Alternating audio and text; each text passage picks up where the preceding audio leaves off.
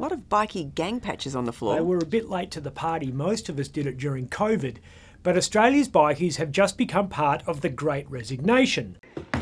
I quit! 36 patched members of the country's biggest outlaw motorcycle gang have handed in their colours. It's unprecedented in Australian underworld history.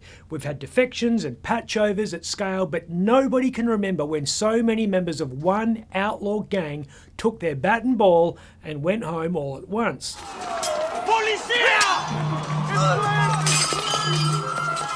It's the single biggest mass exodus since Fortescue Metals Group's last management reshuffle. What happened? Senior West Australian rebel Karl Labrook's latest court case is what happened. Karl took to the stand a couple of weeks ago to explain the provenance of $207,000 that police found on the backseat of his car when they pulled him over in late 22. Well, the cops suspected the cash was... Dirtier than Rolf Harris jerking off Prince Andrew while Jeff Epstein films it. Right. Let's just say they thought the money was ill-gotten. And Karl was in a bit of a corner. 50 had the whole thing on video, so he couldn't deny that it was him in the car. It wasn't me. It was the one-armed man. And he couldn't argue he didn't know the cash was there because it was very clearly perched on the back seat. Then everything is wrapped up in a neat little package. In this case, literally wrapped up in a neat little package, the cash was in Christmas paper. So what did he say? He said what everyone says when they're busted with something that someone reckons they shouldn't have. That's not mine. Labrook said the money wasn't his, it was the club's.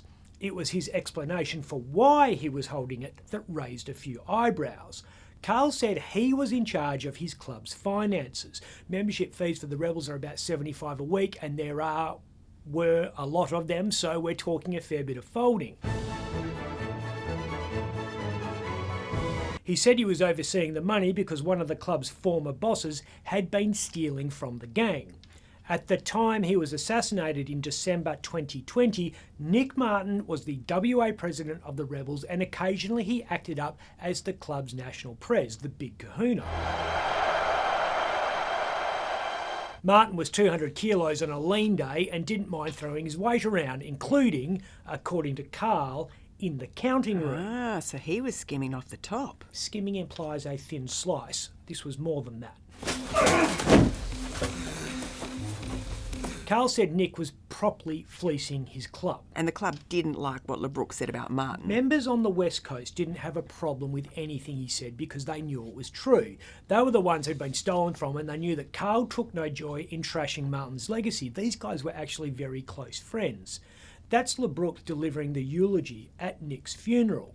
According to some of the cops who are monitoring the situation, the club's bosses, including National President Damien Vella in Sydney, didn't get that. All Vella saw were suspicious headlines and smart-ass commentary about the case on the internet. We all know where bikies get their money. A self-serve kiosk, so simple and quick.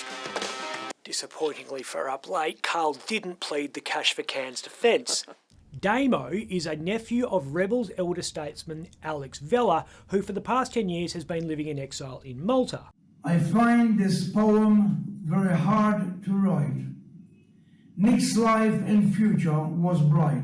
That's Alex showing off his beat poetry skills at Nick Martin's funeral. The East Coast bigwigs wanted Labrook to send them the court transcripts so they could judge for themselves whether he had conducted himself with a sufficiency of staunch. And Karl said... Well, no matter of words. Not actually you. He said, if you want to read the transcripts, go apply to the court to get them like anyone else.